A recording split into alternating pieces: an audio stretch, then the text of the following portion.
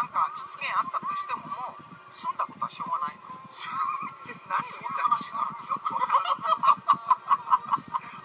れは共有できますよね。大丈夫とにもかく皆さんね、朝は冷え込んでまいりましたから、ね、体調にはくれぐれも気をつけて楽しい週末をお過ごしください。和田アキ子でした。日本放送柿原忠でした。じゃあ来週までお元気で。